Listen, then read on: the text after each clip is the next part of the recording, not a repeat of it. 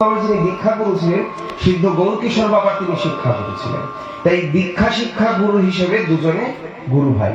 সিদ্ধ রামকৃষ্ণ পণ্ডিত বাবা ছিলেন গদাধর পণ্ডিত গোস্বামী পরিবারের আশ্রিত। এখনো যদি বৃন্দাবনে যান, যারা যাননি, বন মহারাজ ইনস্টিটিউট ইঞ্জিনিয়ারিং কলেজের ঠিক সাথে লাগানোই শ্রী ভাগবত নিবাস।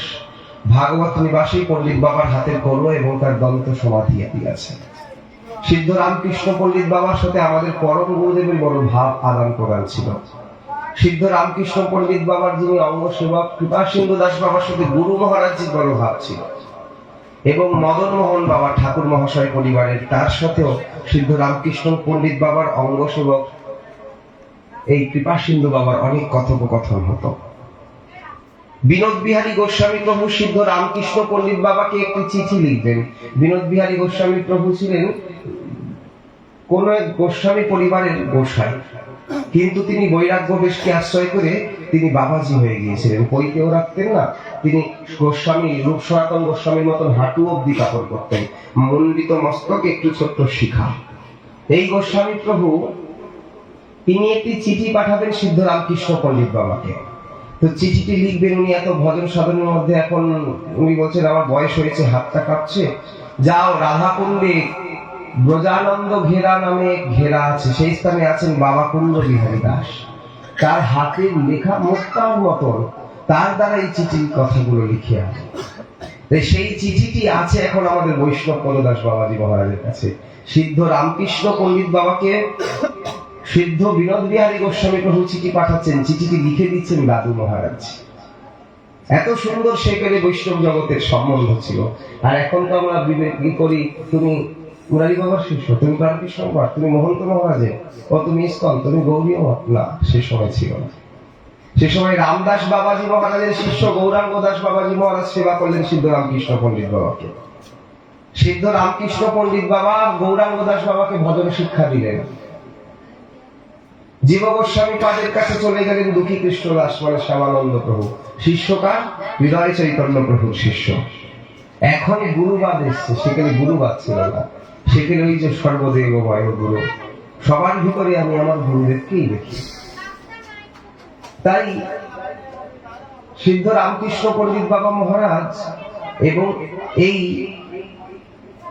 এক জনৈক ভক্ত দেখা করে জনৈক ভক্ত পণ্ডিত বাবাকে বলছে, পণ্ডিত বাবা, মনের মধ্যে একটা কৌতূহল জনিত প্রশ্ন, বলুন।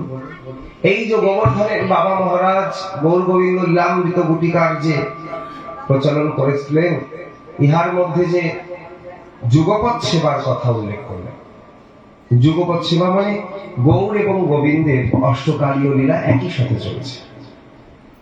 এইদিকে মহাপ্রভু লীলা করছেন, সেই লীলায় শ্রীগুরু স্বরূপের সাধক সিদ্ধ দেহকে স্মরণ করে সেই স্বরূপের মধ্যে আবিষ্ট থেকে গুরুদেবের আনুগত্যে আমি গৌরকিশোরের সেবা করো, তো গৌরকিশোর যেই ব্রজের ভাবে আবিষ্ট হচ্ছে, শ্রী গুরুদেবের কৃপায় আমিও শ্রী গুরু মহারাজজিও ব্রজলীলায় মঞ্জুরি দেহ প্রাপ্ত হচ্ছে, আর আমিও শ্রী গুরুদেবের কৃপায় সেই সাধিকা মঞ্জুরি দেহ প্রাপ্ত করে ব্রজলীলায় শ্রী গুরু মঞ্জুরি দেবীর আনুগত্য সেবা করছি। এই যে যুগপৎ সেবাটি, কিন্তু বাবা এমন হয় যখন মহাপ্রভুর দাসত্বকে স্বীকার করে নবদ্বীপ লীলায় ডুব দিই, তখন আর নিজেকে বের করতে পারি না। মনে হয় আহা, এত সুমধুর, এত সুমধুরের গৌর লীলা, শ্রী গৌরাঙ্গে দুটি পদ যার ধন সম্পদ, সে জানে ভকতি রস সার। এত অপূর্ব এই গৌরাঙ্গ লীলার মধ্যে যে মেটেছে, সে তো মত্ত মধুকর, কি তার থেকেও যদি অধিক কিছু হয়, সেই ভাবকে পোষণ করছে।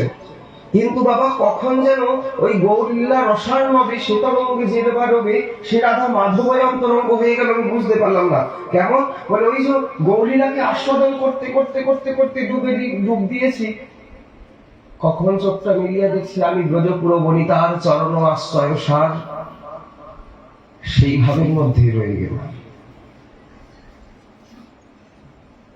পণ্ডিত বাবা বলছেন, এটাই তো যথার্থ সাধন। কিরূপ? বলে যে গৌরাঙ্গ চরণকে সার করেছে, সে তো ব্রজপুর বনিতারই সাধিকা হবে। গুরু মহারাজজির মুখে এই ব্যাখ্যাটা। বাবা বললেন, শোনো বাবা, নিম গাছের কাছে কখনো ঝাল পাওয়া যায় না, লঙ্কার কাছে কখনো তিতো পাওয়া যায় না, চিনির কাছে কখনো টক পাওয়া যায় না, তেঁতুলের কাছে কখনো নোনতা পাওয়া যায়। তো যার কাছে যাবে তার কাছে তো সেই আস্বাদনই পাবে। তুমি হয়েছো মহাপ্রভুর দাস, গৌরীয় বৈষ্ণব, আর বলছো কিনা আমি সক্ষভাবে আবিষ্ট, সক্ষভাবে সাধনা করবো, দাস্যভাবে বাৎসল্য রসে বলছেন এগুলো হয়। বলে পূর্ববর্তী ভাবগুলো পরবর্তী ভাবে সে স্থায়ী হয় ঠিকই, কিন্তু মহাপ্রভু আমাদের যে সাক্ষাৎ রাধাকৃষ্ণ মিলিত তনু, তিনি নিজেই এই ব্রজের প্রেম দিতে এসেছেন। তিনি রামানন্দ রায়ের সাথে কথা বলতে বলতে ইহবাজ্য আগে কহোয়ার যে বাৎসল্য প্রবেশ করলেন, হিয়া ভয় আগে কহোয়ার, মাধুর্যতে গিয়েই তিনি স্তম্ভিত হচ্ছেন, তিনি ভাবাবিষ্ট হচ্ছেন। শেষে গিয়ে এই মাধুর্যের সার যেখানে গোপিকার প্রেম হয়, সাধ্য শিরোমণি, এইসব কথার চরম পর্যায়ে গিয়ে তখন আর থাকতে পারলেন না। রামানন্দ রায় প্রশ্ন করলেন, তুমি কি আসল স্বরূপটি দেখাও তো। তখন রামানন্দ রায়কে দেখাচ্ছেন, তবে হাসি মুখে দুই দেখালা স্বরূপ রসরাজ মহাভাব দুই এক রূপ। গুরু মহারাজ বললেন যে গৌরীয় বৈষ্ণব মানেই হচ্ছেন রাধা দাসের ভজন। আর যে ভাবগুলো বলে আছে গৌর, ওখানে গৌরিয়ার কাছে ওগুলো মুখ্য না, মুখ্য রাধা দাস। গুরুদেব ইহাও বলছেন যে মহাপ্রভুর পূর্বের মানুষেরা জানতেন ভজন করলে ভগবানের দর্শনটাই মুখ্য। কি দাদা? মহাপ্রভুর পূর্বের মানুষেরা জানতেন ভজন করলে ভগবানের দর্শন পাবো, এটাই মুখ্য। কিন্তু মহাপ্রভু এসে কি জানালেন? মহাপ্রভু বললেন না, ভজন করে ভগবানের দর্শনটা মুখ্য নয়। তাহলে কি? আমরা তো একে অপরের সাথে প্রশ্ন করি, কথা বলি যে এত ঠাকুর ঠাকুর করো, এত ছোট থেকে ভগবান ভগবান দেখেছো? অনেকে বলে হ্যাঁ দেখেছি, ওই তো ওরা তো ছবি, ওই তো মূর্তি, এমনি আমাদের মতন দেখেছো? সে এখনো দেখিনি, অবশ্যই দেখি। বলছে এগুলো তার্কিক জনেরা এরকম ভাবে প্রশ্ন করে, যারা ভগবানের শ্রদ্ধা নয়। আবার অনেকে নবাগত ভক্ত দেখলে তাদেরকে একটু মস্করা করে করে, অনেকে সরল চিত্ত মানুষকে দেখলেও মস্করা করে করে। আসলে ভগবত লীলারাজ্যটা তো মস্করার বস্তু নয় গো। ভগবানকে মস্করার দ্বারা পাওয়া যায়। গুরু মহারাজজি বললেন এই জগতের সব থেকে সহজ, এই পৃথিবীর না এই ব্রহ্মাণ্ডের যে কোনো জায়গায় যদি জীব থেকে থাকে, সেই জীব যেখানে থেকেই ভগবানকে ডাকুক না কেন, ভগবান আসতে বাধ্য হবে। বলে কেন? বলে একটু ভালোবাসো তাকে, সে আসবেই আসবে। তাহলে সব থেকে সহজ হচ্ছে ভগবানকে পাওয়া, একটু ভালোবাসলেই তাকে পাওয়া যায়। আর সব থেকে কঠিন বস্তু কি? বলে ভগবানকে ভুলে থাকা। বলে শত্রু মনে করলেও তো ভগবানকে মনে তো করছো। গুরুদেব বললেন ভগবানকে ভুলে থাকা সব থেকে কঠিন। ওই যে কংস কৃষ্ণকে সত্য মনে করছেন, কিন্তু একটা মুহূর্ত ভুলতে পারছেন না। একটা মুহূর্ত কংস কৃষ্ণকে ভুলতে পারছেন না। রাবণ একটা মুহূর্ত রামচন্দ্রকে ভুলতে পারছেন না। দন্তবক্র শিশুপাল একটা মুহূর্ত কৃষ্ণকে ভুলতে পারছেন না। পুতুনা তো কৃষ্ণময় হয়ে গিয়েই প্রাণ হারালো। অঘাসুর কৃষ্ণ কৃষ্ণ ধ্যান করছেন, তুমি আমার প্রাণবায়ুটাকে কখন হরণ করবেন? আমার হৃদয়ের ভিতরে তো আত্মা দুরাত্মাকে পড়ে রেখেছি, তুমি আমার মুখগহ্বর ভিতরের মধ্যে দিয়ে হৃদয়ের ভিতরে উপবিষ্টিত হয়ে, হে পরমাত্মা, আজ তুমি আমার দুরাত্মাকে নষ্ট করে বিনষ্ট করে তুমি পরমাত্মাকে বিরাজমান হয়ে আমার প্রাণবায়ুকে হরণ করো। আমরা তো বাইরে বাইরে দেখি যে অসুর ইত্যাদি ইত্যাদি বলে, এরকম ভগবানের ভক্ত শুধুমাত্র ভাগ্য চক্করে এই স্বরূপ ধারণ করেছেন, ভগবান উদ্ধার করেছে। গুরুদেব বলতেন দেখো, যারা ভগবানকে ভালো না বেশেও আরাধনা করেছে, শত্রু মনে করে, তাদেরও গতি দিয়েছে। পুতুনা তো বিষ খাইয়ে মারতে গেছিল, তাতেও ধাত্রী গতি দিয়েছে। বলে যারা ভালোবাসে নাই তাদের যদি ভগবান এরম গতি দেয়, আর যারা ভালোবেসেছে তাদের ভগবান কি গতি দেবে গো? তাদের কি গতি দেবে জানো? ওই যে শ্রীধরের মতন, শিবাশ্রীর মতন গতি দেবে, যার নাই সবসময় গৌর নাচবে। শ্রীধর প্রভু বলছেন, শ্রীধর তোমার ভালোবাসায় আমি আবদ্ধ, তোমার থোর কলা মোচা না পেয়ে আমার তৃপ্তি হয় না। শ্রীধর তোমার সাথে প্রেম ক্রন্দন না করলে যে আমার প্রাণটা ভরে না। নদীয়ার বাজারে গিয়ে সবাইকে দেখি, কিন্তু তোমার তোমার মুখটি খুঁজতে থাকি, কোথায় আমার শ্রীধর কলাথর নিয়ে বসে আছে। সবাইকে থেকে কিনে নিল, তোমার থেকে না কেড়ে খেতে হয় না। এই কারণেই তো, এই তো দেখুন না, ভগবান কেড়ে খায় ভক্তের থেকে। তবে হ্যাঁ, শ্রীধরের মতন হতে হবে। শ্রীধর প্রভুর জন্যই এনে রাখে, এই ভালো জিনিস একটু ঢেকে রাখে। আর গুলো বিক্রি হলেও জানে এই সময় নিমাই পণ্ডিত আসবে, ওই বস্তুর কি উন্মুক্ত করে দেয়। বলে কেন? নিমাই পণ্ডিত এসে যেন ওইটিকেই দেখে, আর একটু ক্রন্দন করে, না প্রভু এইটা না, ওটা না, এইটা না, এটা তোমার জন্য না। প্রভু বলে মানে এই তো, এর থেকে বেশি আর ভক্ত কি চায়? কৃষ্ণ ভক্ত নিষ্কাম, অতএব শান্ত। কৃষ্ণ ভক্তের তো কোনো চাওয়া পাওয়া নেই। গুরু মহারাজজি বললেন না, চাওয়া পাওয়া নেই ঠিকই, কিন্তু প্রার্থনা আছে। ভক্তের চাওয়া পাওয়া থাকে না। কি চাইবে? যে যা পাইলেই সব পাওয়া হয়ে যায়, তার আবার কি চাওয়া পাওয়া থাকে? তাহলে কৃষ্ণ ভক্ত চাইবে না? মা দুর্গা কালী কি কৃষ্ণ ভক্তের না? মা তো জগৎ জননী, তাহলে তো আমারও মা ধনও দেহি, জনম দেহি, ভাগ্যও দেহি মেয়ে, আমিও তো বলতে পারি, বলো মায়ের কাছে চাও ধন জন। ওই যে কৃষ্ণ ভক্ত নিষ্কাম, বলে অবশ্যই নিষ্কাম, তাহলে ধন জন চাইছি কেন? বলে আসলে বিষয়টি সেরম নয়। কৃষ্ণ ভক্ত তো জাগতিক ধন চায় না। সে বলবে মা আমাকে কৃষ্ণ ভক্তি রূপী ধনের ধনী করে দাও, আমায় কৃষ্ণ ভক্ত জনের সংঘ করাও। এই ধন এই জন চায় কৃষ্ণ ভক্ত। সে প্রাকৃত জগতের প্রাকৃত বস্তুকে চায় না। সে গুরু কৃপায় এতটুকু উপলব্ধি করেছে যে যা এখান থেকে নিচ্ছি সব এখানেই দিয়ে দিতে হবে। এই বস্তু নিয়ে আমি শ্রী ভগবানের সেবা করতে পারবো না। তবে কোন বস্তু নিয়ে সেবা করব? শ্রী গুরু প্রদত্ত এই সাধনকে যদি আমি হৃদয়ের মধ্যে আকৃষ্ট করে রাখতে পারি, তাহলে শ্রী গুরুদেবী কৃপা করে আমার চিত্তের মধ্যে উদ্ভাসিত করাবেন সেই ভগবানের সেবা সৌভাগ্যকে। এই সেবা করাটা তো সৌভাগ্য। সৌভাগ্য না থাকলে সেবা করব কি? এত রানাঘাটে এত জায়গায় বাড়ি আছেন, বৃন্দাবন থেকে দাদাজি এখানেই আসছে, সৌভাগ্য। গুরু মহারাজজির কথা কি, আমি এখানে ভাগবতের কথা বলতে আসিনি, সত্যি কথা বলতে। কি বলবো পরম ভাগবত গণের সামনে? আমি একটু গুরুদেবের কথা বলতে এসেছি। কেন জানেন? আপনারা একটু আশীর্বাদ করবেন যেন গুরুচরণের রতিমতি হয়। গুরুদেবের একটি ছোট্ট জীবনী পুরুলিয়া থেকে কোন এক ভক্ত বের করেছে। পুরুলিয়া তার দেশের মানুষ। সেখানে দেখছি গুরুদেবের কত অলৌকিক ঘটনা। গুরুদেবের দেশে গিয়েছিলাম। গুরুদেব ছোট হইতে জন্ম থেকেই সিদ্ধ ছিলেন। গুরু মহারাজজি জন্ম থেকেই সিদ্ধ। তিনি সাধন সিদ্ধ নয়, নাম সিদ্ধ নয়, তিনি অবশ্যই তো কৃপা সিদ্ধ। কৃপা না হলে তো হবে না। কৃপা সিদ্ধ তো আছেই, তারপরে তিনি নিত্য সিদ্ধ না হলে তিনি দীক্ষা নেওয়ার পূর্বে পূর্বে যেসব লীলা করেছিলেন তার জন্মস্থানে, আদ্যপীয় সেই বটবৃক্ষ তলাটা সাক্ষী। শ্রীমান মহাপ্রভুরও পূর্বে সে বটবৃক্ষ, অন্তত সেই বটবৃক্ষকে জড়িয়ে ধরতে গেলে 5 জন ব্যক্তি এরকম ভাবে জড়িয়ে ধরলে তবে সেই বটবৃক্ষটাকে জড়িয়ে ধরা যাবে। এত বড় বটবৃক্ষ। সেই বটবৃক্ষটাকে যারা দেখেছেন বা যদি যান কখনো, গুরুদেবের গৃহ এটা যদি হয়, মাত্র 200 পা দূরেই সেই বটবৃক্ষ তলাটি, চণ্ডী মণ্ডপ বলে সেটিকে। সেইখানে বটবৃক্ষের গোড়া শিকড়কে এরকম ভাবে দেখেনি, দেখবেন যেন একটি সাপের গোড়া, সাপের লেজ পেঁচিয়ে রয়েছে।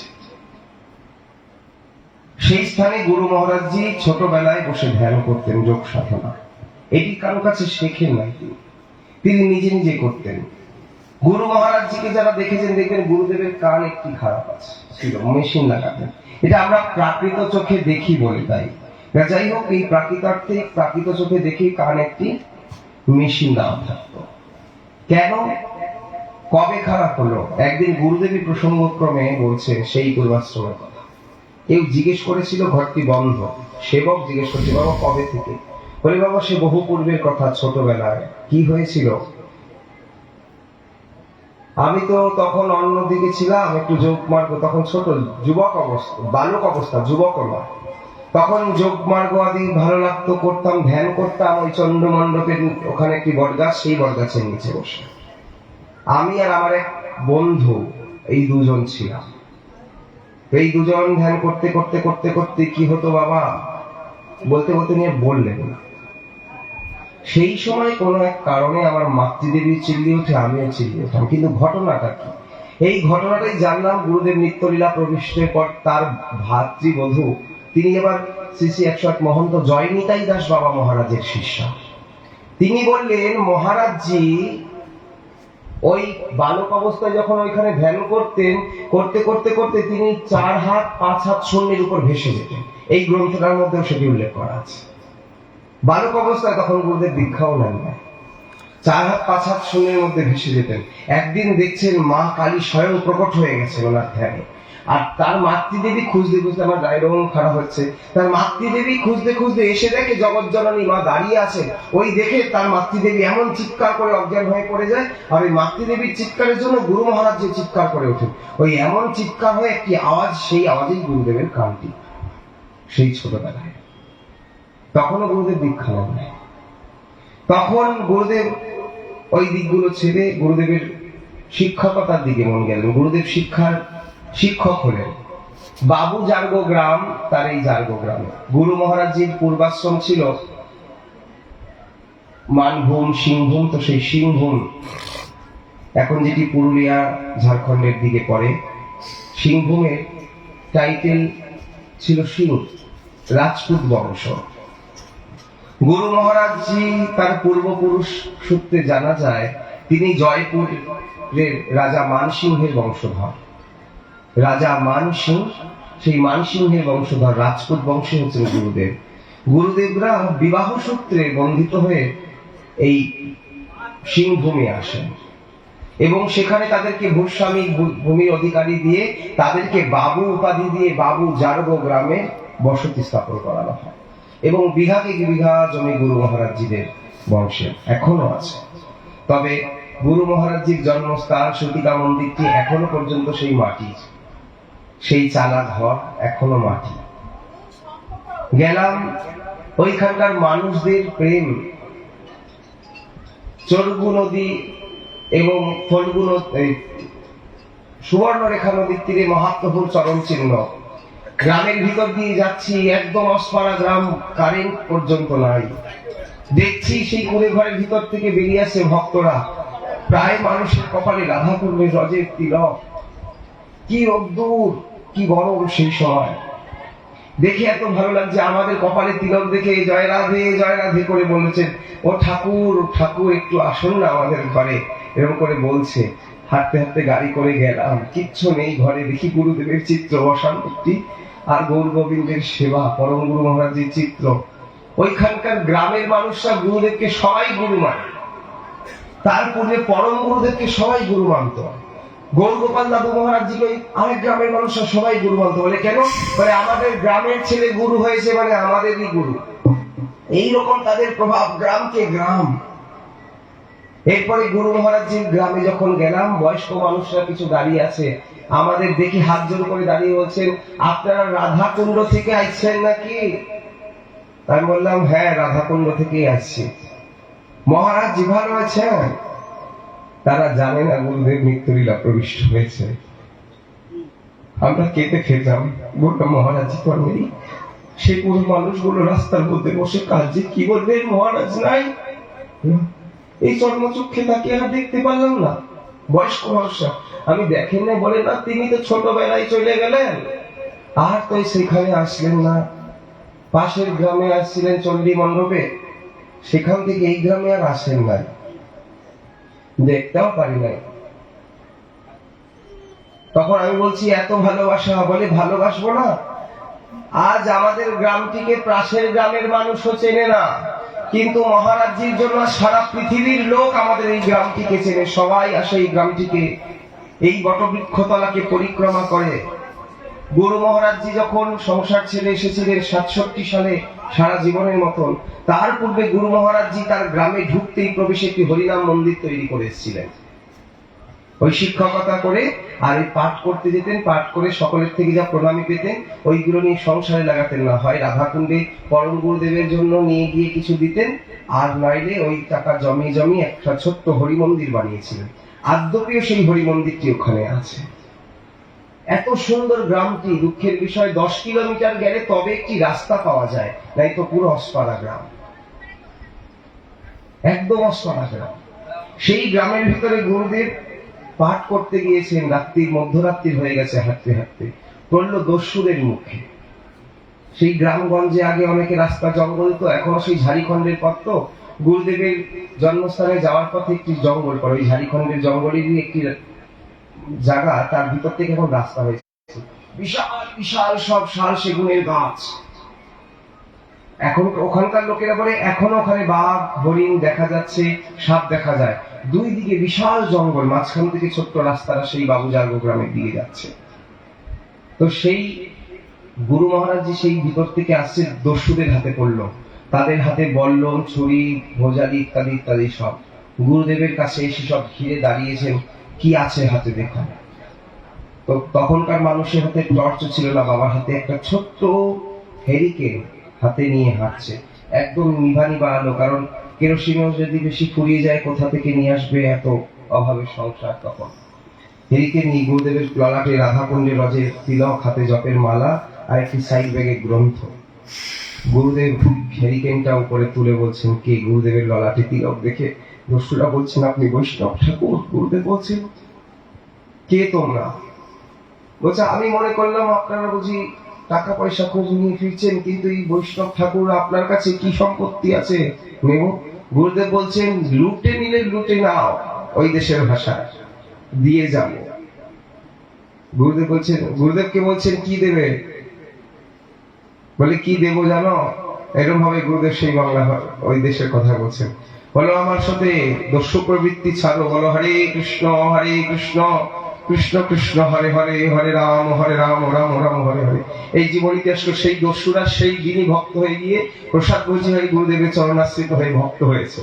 এই গ্রন্থটির মধ্যে আছে, এই গ্রন্থটির মধ্যে আছে। কোথায় একটা পাঠে গেছেন, সেখানে সব ব্রাহ্মণ্যবাদ, সেকেলের মানুষ, কিন্তু গুরুদেব শরীরে রাজপুত।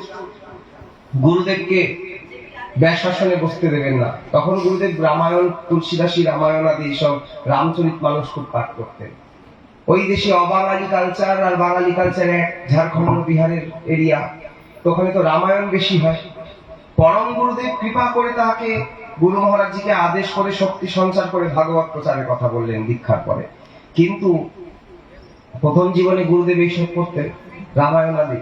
তো গুরু মহারাজজি পাঠ করতে গেছেন, সেখানে ব্রাহ্মণগণেরা আলোচনা করছেন, না এনাকে বসতে দেওয়া হবে না। বাবা বসতে গেছে, বাবাকে নামিয়ে দিলেন আসন থেকে, না আপনি ব্রাহ্মণ নয়, এই ব্যাসাসন আপনার জন্য নয়। তখন গুরু মহারাজজি দৈন্যপূর্বক হাত জোড় করে বলছেন, বাবা শুনেছি ব্রাহ্মণ তাহার মুখের থেকে অগ্নি বের হয়, তো আমি মেনে নেব আপনারা যদি মুখের থেকে অগ্নি বের করতে পারেন। আর বলুন, যদি আপনারা না পারেন তো আমি এখনই মুখের থেকে অগ্নি বের করে দেখাচ্ছি। বলতে সকল ব্রাহ্মণ মাথা নিচু করে মহারাজজিকে ব্যাসাসনে বসবাস করলেন। এত বড় চ্যালেঞ্জ দিয়ে গুরুদেব বলেছে, এটা কি? এটা সাধন সিদ্ধ ব্যক্তির দ্বারা হতে পারে, কি কৃপা সিদ্ধ ব্যক্তির দ্বারাই হতে পারে। তখনও তিনি বেশাশ্রিত হন নাই, তখনও তিনি সংসার ছেড়ে যান নাই। এইরূপ অনেকগুলো ছোট্ট ছোট্ট ছোট্ট ছোট্ট প্রসঙ্গ। তাই আমরা সৌভাগ্য যে এহেন মহাত্মার সংঘ পেয়েছি। কেউ তাকে দীক্ষা গুরু, কেউ তাকে শিক্ষা গুরু, কেউ তাকে শ্রবণ গুরু, কেউ তাকে তীর্থ গুরু, কেউ কাউকে দর্শন রূপেও গুরু রূপে পেয়েছে। যারা নিয়ম সভায় রাধাকুণ্ডে গেছেন, বলুন তো বুকে হাত দিয়ে, এটা দেখেন নাই যে ব্রজানন্দ ঘেরায় বসবার জায়গা হয়নি, ব্রজানন্দ ঘেরার দেয়ালের মধ্যে কানটি দিয়ে বাবার পাঠ শুনেছি কিনা? আমি তো দেখেছি, যদি আমি বেশি দিন হয়নি দীক্ষা নিয়েছি, তারপরে আমি দেখেছি ব্রজানন্দ ঘেরার সামনে গোপীনাথ মন্দিরের ছাদের উপরে সবাই বসে গুরুদেবের পাঠ শুনছে।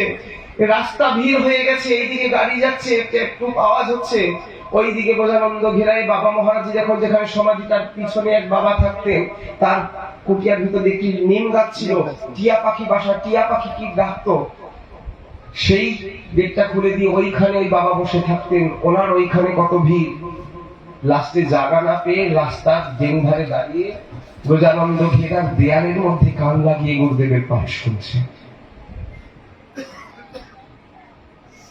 প্রাণকৃষ্ণ বাবা গুরু মহারাজজির মহতি সবাই একটা কথা বললেন, কথা বলতে পারলেন না। মহতি সবাই যখন বলা হচ্ছে আপনিও কিছু বলুন, প্রাণকৃষ্ণ বাবা বললেন, ফুল দেবেন না রাস্তায়, ফুল নেন না, এমনি হাতে দেবেন, উপর দিয়ে ছড়িয়ে দেবেন। ফুল দেবেন। তো রামকৃষ্ণ বাবা বললেন, মহতী সভায় অনেক বিদগ্ধ জনেরা বসে আছেন, রামকৃষ্ণ বাবাকে বলা হলো যে আপনি একটু কিছু বলুন। উনি তো বেশ ওই মঞ্চতে বসেই মালা করছে, আর দেখি টস টস করে চোখ দিয়ে জল পড়ছে। উনি শুধু বললেন, আর কি বলবো, যাহার হরিকথা ছাড়া রাধাকুণ্ড অন্ধকার, তার হরিকথা কি এখনো কানে বাজছে, আর কিছু বলতে পারলাম না।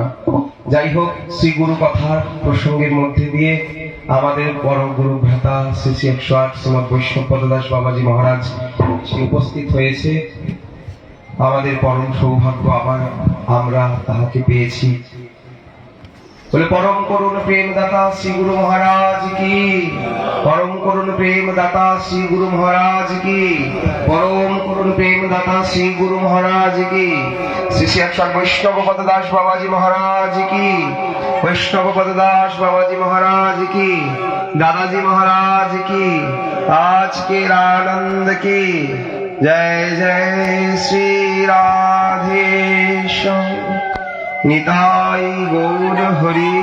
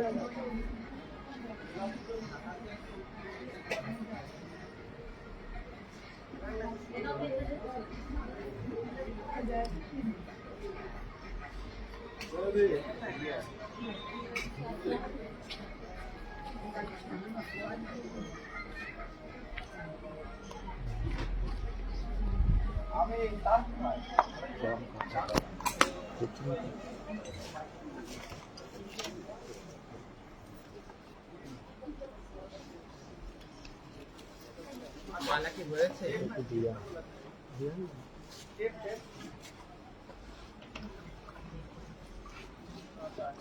জুমটাকে কম দিন।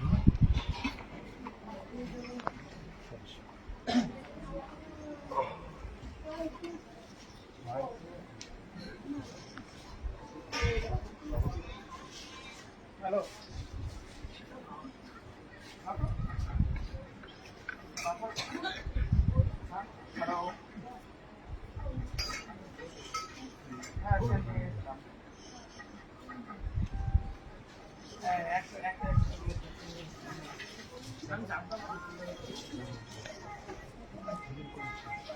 আচ্ছা কোনটা নেবো কোনটা নেবো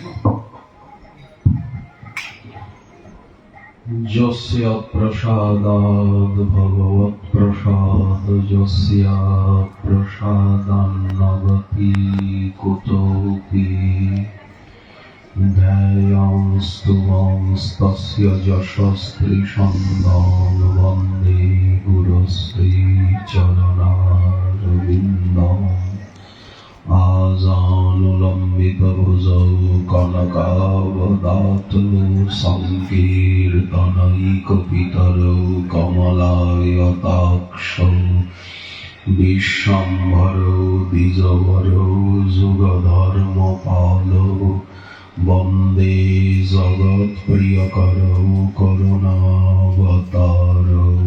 नमस्त्रिकालसत्ताय जगन्नाथसुताय च सभृत्ताय सपुत्राय सकलत्राय ते नमः वराहपिराविरामं मृगमदतिलकं कुण्डलाक्रान्तगण्डं कञ्जाक्षं कम्बुकण्ठं स्मितसुभगमुखं स्वाधरेण स्तवेम श्यामं शान्तं त्रिभङ्गं रविकरवसनं भूषितं वैजयन्ता वन्दे वृन्दावनस्थं युवतिशतवृतं ब्रह्म गोपालवेशम् तप्तकाञ्चन गौराङ्गी राधे वृन्दावनेश्वरी वृषभानुसुते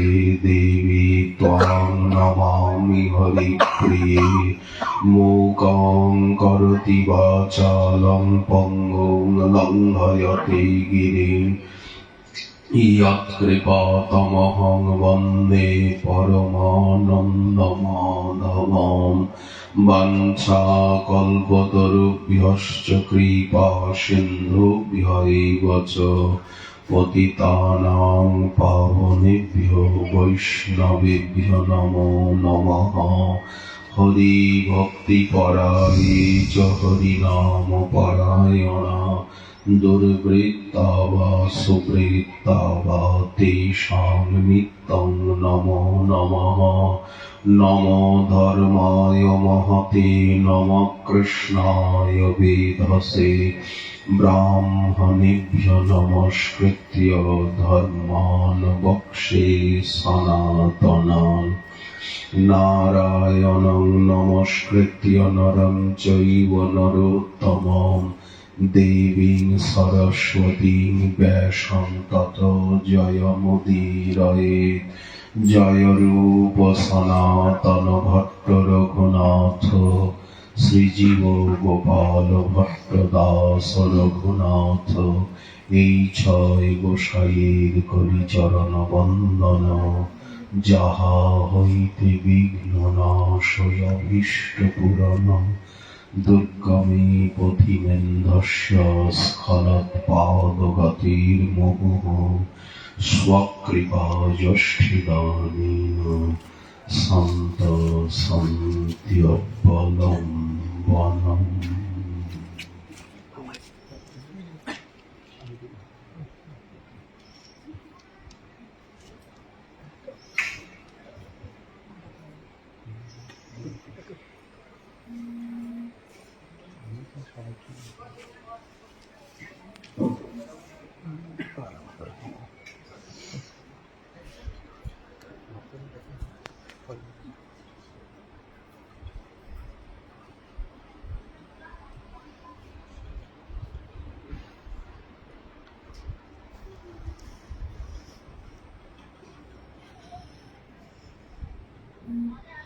स्तुमस्तं चैतन्याकृतिमति विमर्जाद परमोदार्जवर्जं ब्रजपति कुमारं रसयितुम् विशुद्ध स्वप्रेमोन्मदमधुरपीयूषलहरीं प्रदातुं चान्येभ्यो परपद नवद्वीप प्रकटम् परम करुणा सिंधु कलिपावनावतार प्रेम पुरुषोत्तम संकीर्तन पिता श्री श्री गौर नित्यानंद सुंदर एवं अधम तारण पतित पावन गौर होते अधिक दयाल गौर भक्तवृंद आचार्य वृंद गुरुवर्गगण एवं उपस्थित समस्त पूज्यजन एखाने परम माननीय परम वंदनीय आमादेर गुरु भ्राता भगिनीगण सबाई आमार पूज्य बयोज्येष्ठ मातृसखी ममतामयी भगिनीवृंद गलनग्नि कृतवासी सकाकु सकलेर पदाभिवंदन। आमरा आपनादिगके किछु शोनाबो এই অভিলাষ নিয়ে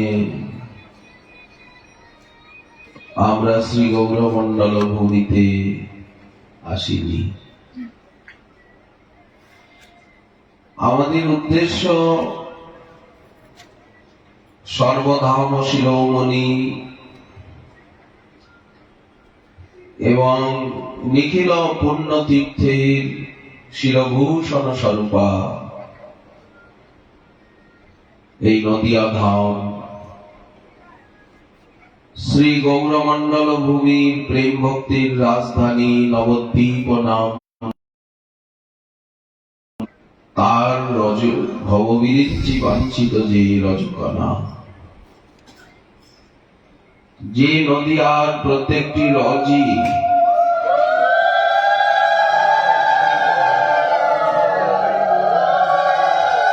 রেণু শ্রীমান মহাপ্রভুর পদরেণু, অখিল গৌর পরিকরগণের চরণ রজ ছুরিত চরণ চুম্বিত পদাঙ্কে অঙ্কিত এই নদিয়া মণ্ডল, এই পাবনী বসুন্ধরা শ্রীমান মহাপ্রভু এবং তার পরিকরগণের নিত্য লীলা বিহার ভূমি। ধামের প্রতি প্রীতি আকুতি, প্রীতিস্তৎ বসতি স্থলে এই জন্য ধামের কৃপা লাভ করতে, শ্রী গৌরমণ্ডলকে জানতে, হৃদয়ঙ্গম করতে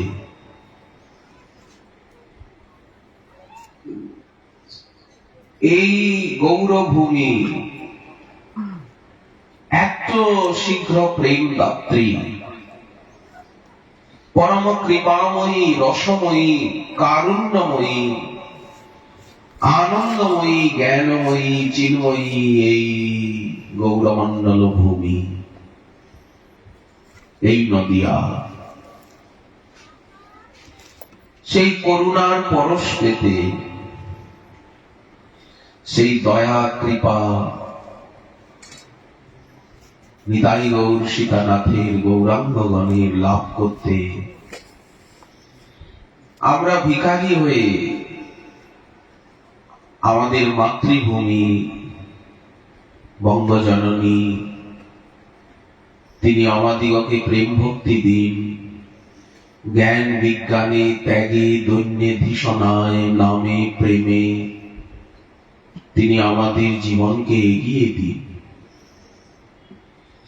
এই কামনা নিয়েই আমরা এই নদিয়ায় আসবার ভাগ্য পেয়েছি, মাতৃভূমির প্রেরণায়, আজ্ঞায়, কৃপা কর্ষণে।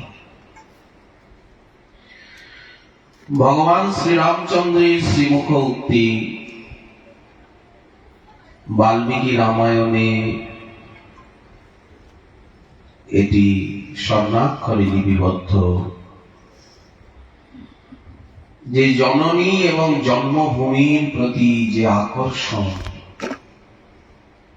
যে মায়া,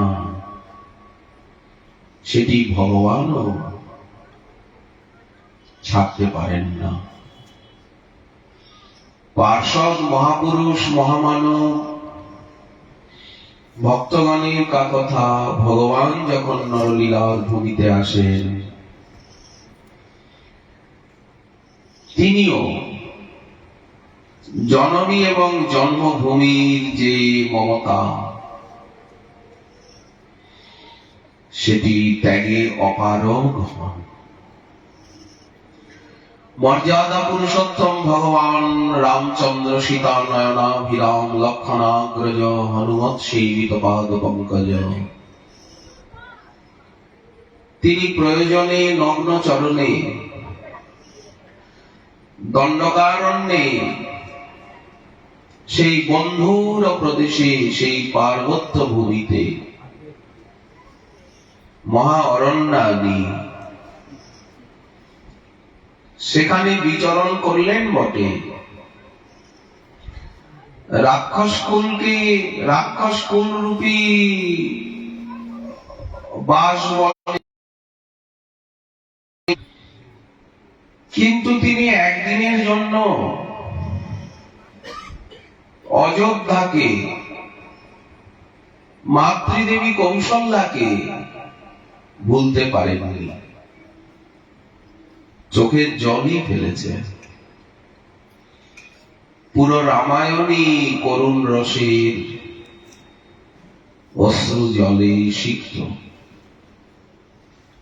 হৃদয় বিগলিত হয় রামলীলার অনুশীলনে। সব দিক থেকে কৃষ্ণচন্দ্র তিনি 11 বছর ব্রজধামে নিবাস করবার পর প্রয়োজনে ধর্ম সংস্থাপনে, অধর্ম দলনে, সাধুগণের পরিত্রাণের নিমিত্ত আপাত দৃষ্টিতে মথুরায় গেলেন বটে, প্রয়োজন ছিল। সেখানের থেকে অবন্তিপুরে বিদ্যা অধ্যয়ন, এসেই মাতা পিতা এবং গোপীগণের সান্ত্বনার নিমিত্ত উদ্ধবকে পাঠিয়েছিলেন। তিনি মাতা পিতার কথা স্মরণ করে উদ্ধবের হাত দুটি ধরে কাঁদছিলেন। গৃহীত্বা পানিনা পানিম গচ্ছদ্ধব ব্রজং সৌম্য পিত্রোর ন প্রতিমাবহ। আমি সাক্ষাৎ ভাবে যেতে পারছি না, তুমি গিয়ে আমার পিতামাতার কৃতি সম্পাদন করো, বোঝাও যে আমি বিশেষ প্রয়োজনে মথুরায় আছি। আমি মথুরা ছাড়লে জরাসন্ধ, বানাসুর আদি এরা আক্রমণ করে যাদব তথা মথুরা মণ্ডলকে এরা ধ্বংস করবে। আমি মথুরায় থেকে ব্রজেরই সেবা করছি, ব্রজেরই চিন্তা করছি। এই কথা বলে ব্রজনাথ কাঁদছিলেন। আসবার সময় মা তাকে কিছুতে ছাড়বে না, লুকিয়ে রেখেছিল, অক্রূরের সঙ্গে কিছুতেই যেতে দেবেন না। বলদেব চন্দ্র স্বীকৃত হয়েছিলেন, এই জন্য মা রুষ্টা। পতিব্রতা রমণী তিনি গোপরাজ নন্দকে কিছুই বলতে পারেন না। উপনন্দ, অভিনন্দ, সনন্দ, নন্দন তারা সকলেই সঙ্গে যাচ্ছেন, বলার কিছু নেই। কিন্তু মা কৃষ্ণকে লুকিয়ে রেখেছিলেন, ঘরে তালা দিয়ে রেখেছিলেন কোন অন্ধ কুঠুরিতে, যেখানে জিনিসপত্র থাকে। এদিকে যাওয়ার সময় হয়ে গেছে, রথ প্রস্তুত, গোশকটে সকলেই বসে আছেন, অথচ কৃষ্ণ আসছে না। বলদেব চন্দ্র আছেন, কৃষ্ণকে খুঁজে পাওয়া যাচ্ছে না, কৃষ্ণ কোথায় চলে গেছে। মহারাজ বারবার খবর পাঠাচ্ছেন, তিনি ভাবছেন বুঝি অন্তঃপুরে গেছে মায়ের কাছে। মা যে গোপালকে একটা ঘরে বসিয়ে আর বাইরের থেকে তালা দিয়ে দিয়েছেন, ওদিকে কেউ যাই না সচরাচর, এটা কেউ ভাবতেও পারি না। অনেক বিলম্বের পর গোপরাজ নন্দ গোশকটের থেকে নেমে এসে বললেন, যশোদে কৃষ্ণ কোথায়? কিছুতেই মা স্বীকার করবেন না, বলে আমি তো কিছু জানি না। শেষে কিছু সন্দেহ হলো, কেউ কিছু বলতে পারছে না।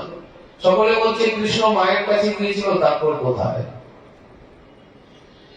তখন যশোমতীকে বারবার শপথ দিচ্ছিলেন যে তুমি আমাকে বিশ্বাস করো না, আমি কি কোনো মিথ্যা কথা বলছি নাকি?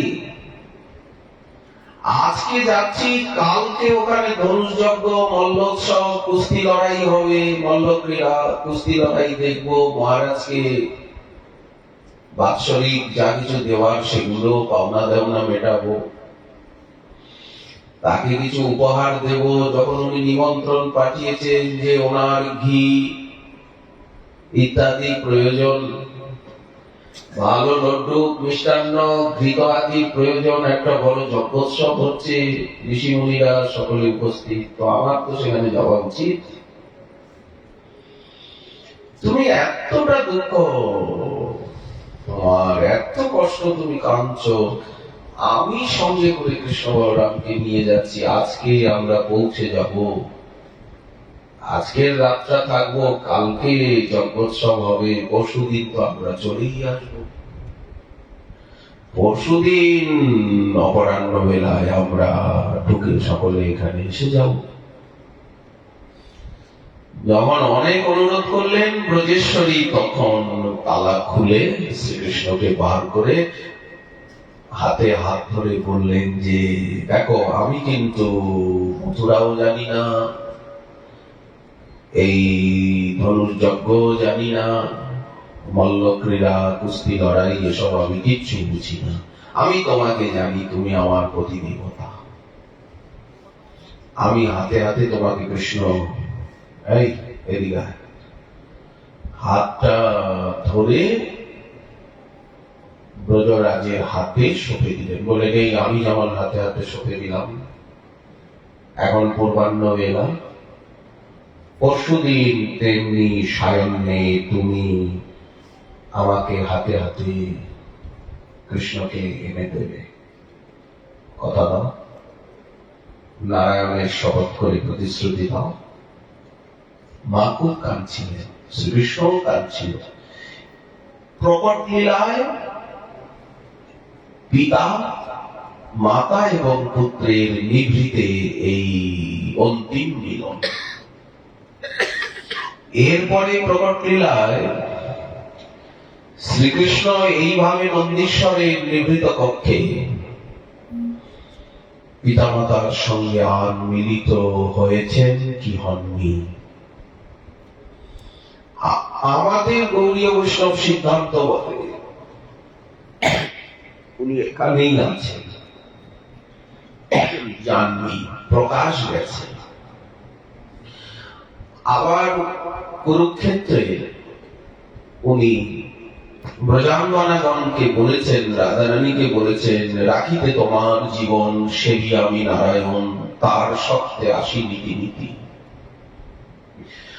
তোমার সঙ্গে ক্রীড়া করি, নিত্য যাই যদু করি, তাহা তুমি মানমোর স্ফূর্তি।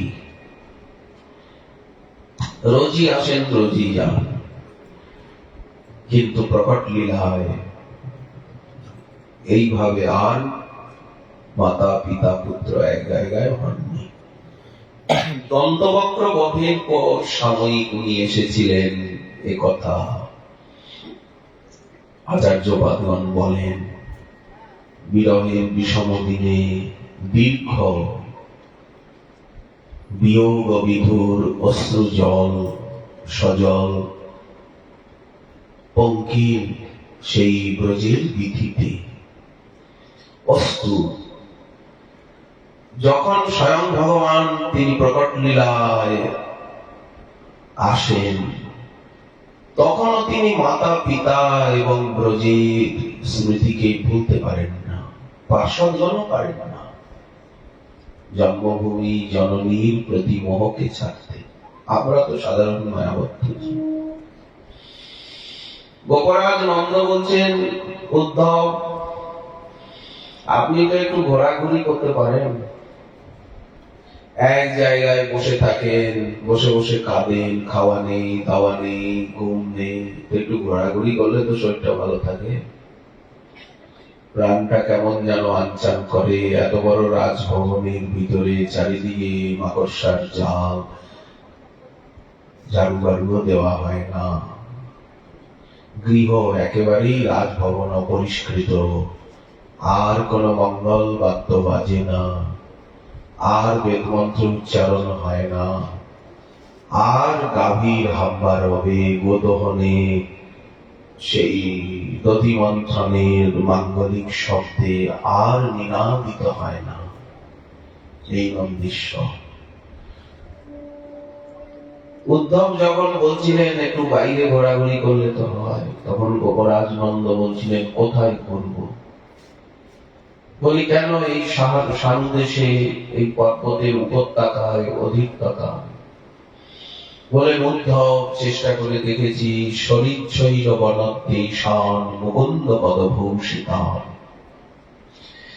এখানের প্রতিটা পাহাড়, তারপরে যমুনার মানস গঙ্গা, পারুল গঙ্গার তীর, যেখানে যাই মুকুন্দের পদচিহ্ন দেখতে পাই।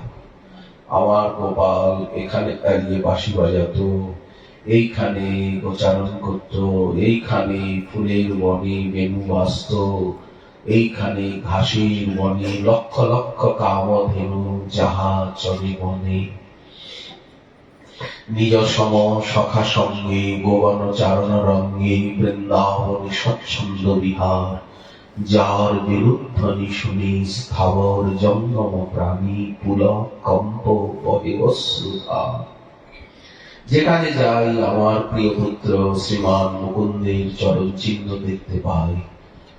শরীর শৈল বনদ্দেশান, যে বনভূমিতে যে প্রান্তরে যায়, আক্রের আরণী বৃক্ষমালা নাম, সব জায়গায় তার খেলনা এবং খেলার চিহ্ন রয়েছে। এগুলি দেখে এতটা স্মৃতি উদ্দীপ্ত হয়, এইসব স্মারককে দেখে মন জাতি তদাত্মতাম, তখন মনটা তাতে এমন লীন হয়ে যায় যে বাহ্য জ্ঞান হারিয়ে ফেলি।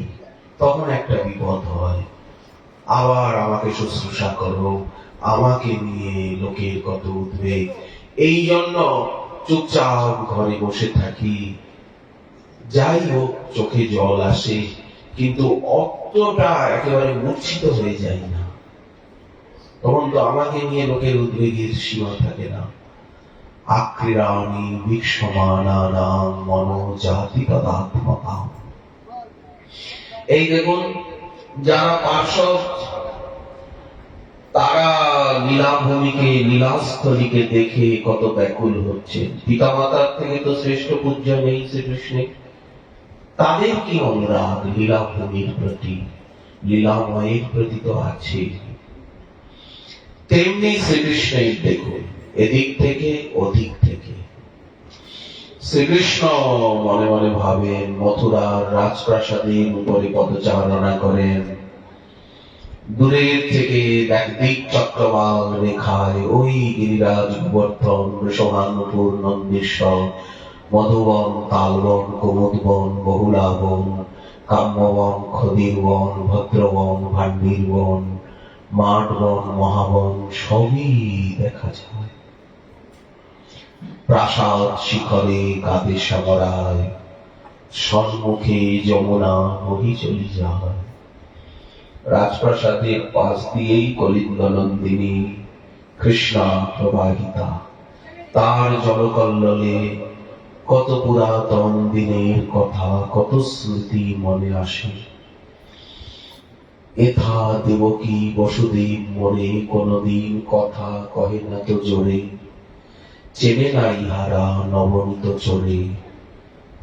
আমার সেই স্বভাবের সঙ্গে এদের কোনো পরিচয়ই নেই, শাসিতে আসে না তাই।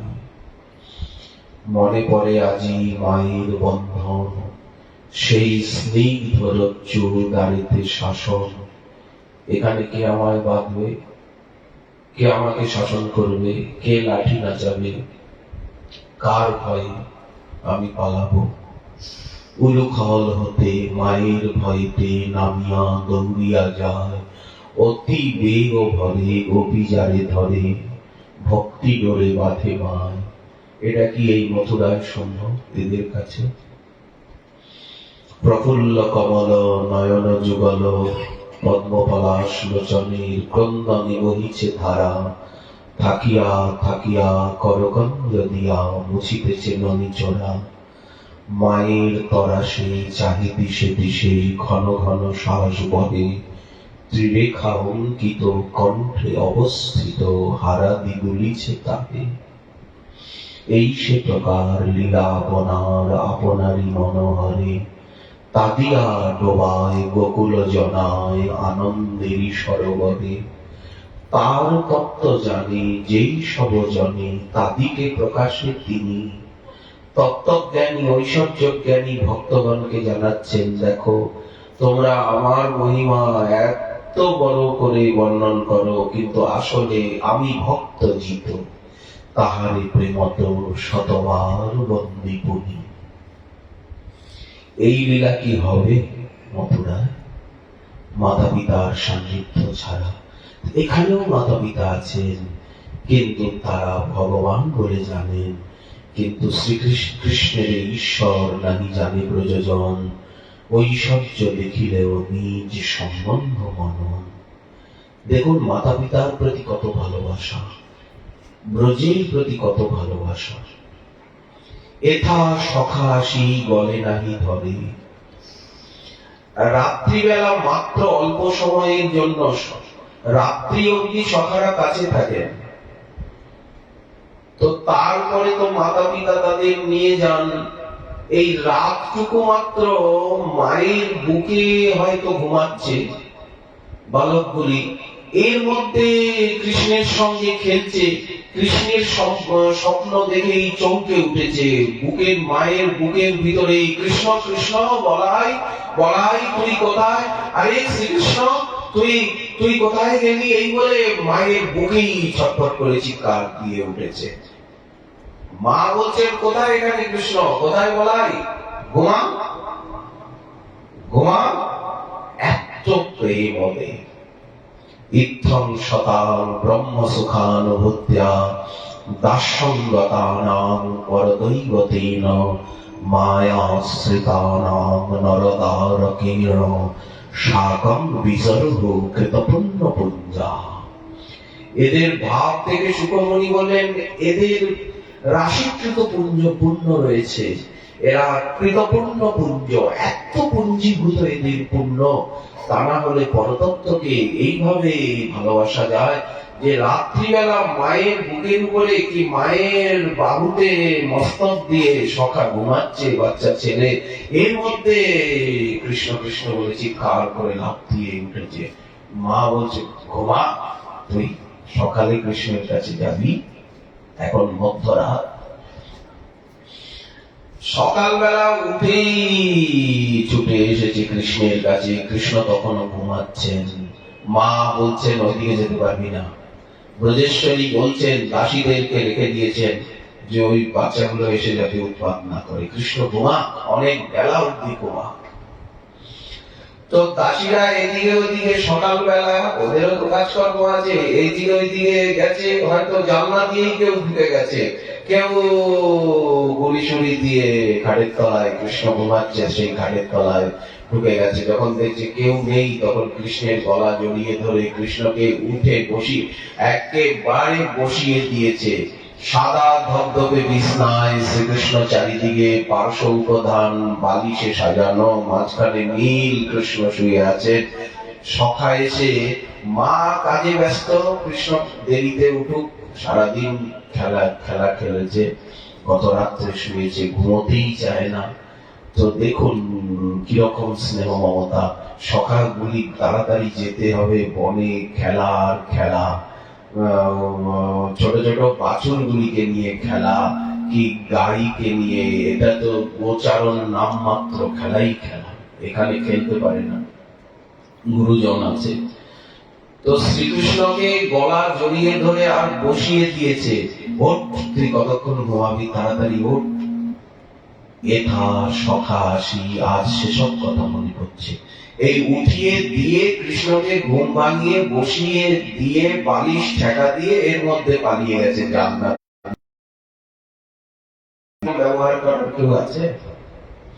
এথা সখা আসি, গলে নাহি ধরে, ডাকে না তো কই সুধা মাখা স্বরে, খেলায় হারাই স্কন্ধে নাহি চলে, সকলে দূরে দূরে সরে যায়। এথা নাহি শুনি সুললিত ভাষা, আইরে কানাই, দেরে কানাই, মেরে কানাই, আমার কাঁধে ওঠ, আমাকে কাঁধে চড়া। কাঁধে চড়ে, কাঁধে চড়ায়, করে ক্রীড়ানন, কৃষ্ণে সেবে, কৃষ্ণে করায় আপন সেবন। তুমি কোন বড়লোক, তুমি আমি সম, এই ভাব মথুরায় নেই। নাহি শুনি এথা সুললিত ভাষা, বিনীত ভদ্রতায়, এখানে শুধু ভদ্রতা, ঔপচারিকতা। এখানে তো রাজধানী না, নগর সভ্যতা, আর ওখানে গ্রামাঞ্চল, সেই রকম মাখামাখি ভাব। হেরিনায় থায়, হেরিনায় থায় শারদ নিশীতে, জ্যোৎস্না ধবল দূর বনানীতে। পূর্ণিমার রাত্রি শ্রীকৃষ্ণ রাজপ্রাসাদের চন্দ্রশালিকায় সেখানে পদচারণা করছিলেন। মনে পড়ছিল নিকটেই বৃন্দাবন, মথুরার থেকে বৃন্দাবনের দূরত্ব কতটুকু। যমুনা ওই দিকের থেকেই তো আসছেন। হেরিনায় থায় শারদ নিশীতে, ওই যে ময়ূরের ডাক শোনা যায়, কোকিলের কুহুতান, হংসের কলরব, হংস সারস গণা কীর্ণে ময়ূরা কুলে, ওই যে সারসের আওয়াজ। হংস সারস গণা কীর্ণে ময়ূরা কুলে, নাড়া রত্ন নিবদ্ধ মূল বিটপ শ্রীযুক্ত বৃন্দাবনে। হেরিনায় থায় শারদ নিশীতে। মথুরার থেকে তো বৃন্দাবন দেখা যায়, শ্যামলিমা পূর্ণ বনশ্রী, যেখানে জয়শ্রী রাধা বিজয়িনী। রাধাভিধানমিহ দিব্য নিধানমস্তি। রাধা নামক দিব্য নিধি যেখানে বিরাজিতা।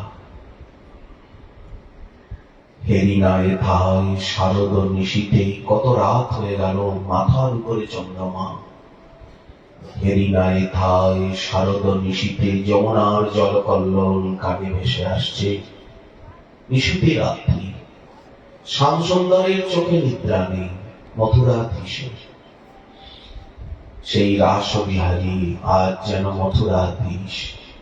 হেরিনায় হেথায় শারদ নিশীথে, জ্যোৎস্না ধবল দূর বনানীতে। আবেশে অবশ বধূরে আসিতে, শুনিতে মুরলী তান। যখন আমি বাঁশি বাজিয়েছি, বংশীবটের তটস্থিত হয়ে ধীর সমীরে যমুনা তীরে বসতি বনে বনমালী, সেই সব দিনের কথা মনে পড়ছে। সর্পিল বনবীথিতে বনপথে চারিদিক থেকে প্রজাঙ্গনা এসে আমাকে ঘিরে ধরেছে। আমি তাদের সঙ্গে কত কথা বলেছি। স্বাগতম মহাভাগা প্রিয়ং কিঙ্করবাণীব, ব্রজস্য অনাময়ং কাচিৎ দ্রুতাগমন কারণম।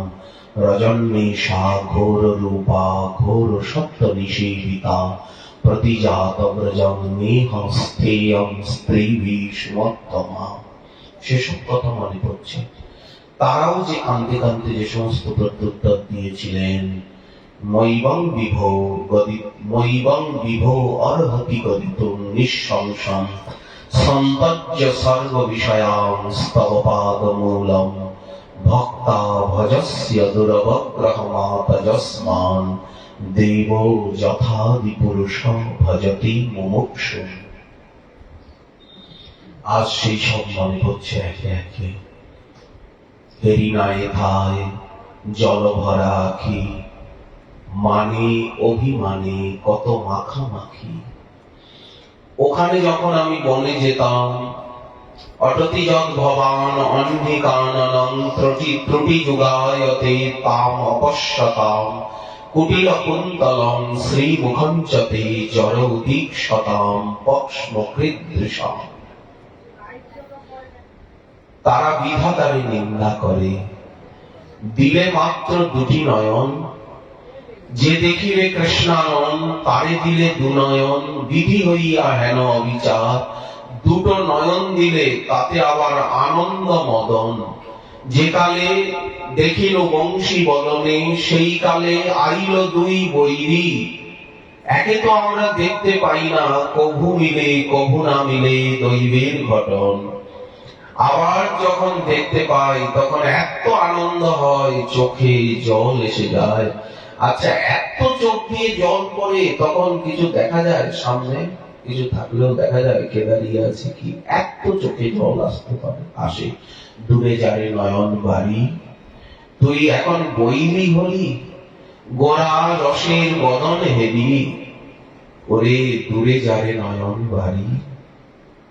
সেবার সময় যদি চোখে জল আসে, সেই জল যদি কোনো সেবার দ্রব্যে পড়ে গেল, ভোগে পড়ে গেল, কি কিছুতে পড়ে গেল, তাহলে তো সেইটা সেবার অযোগ্য হয়ে গেল। আর তারপরে তো আমি দেখতে পাচ্ছি না, কি আরতি করব? দূরে যারে নয়ন বাড়ি, আমি গোরা রসের বদন হেরি।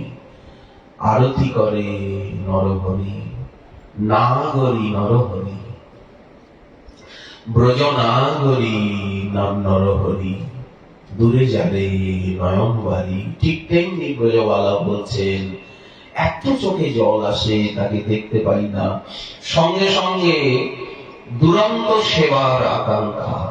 লাল টুকটুকে তার অধরষ্ঠ দেখে মনে হয়, আহা, সুরত বর্ধনং শৌকনাশনং সরিত বেণুনা সুষ্ঠু চুম্বিতম। ওই লাল টুকটুকে অধরষ্ঠ দেখে ওর মাঝখানে যে অধরামৃত আছে, সেই অধরামৃত পানের নিমিত্ত আমরা পাগলিনী হয়ে যাই। ভিক্ষালকাবৃত মুখম তব কুণ্ডলশ্রী, গণ্ডস্থলাধর শুভম হসিতাবলোকম।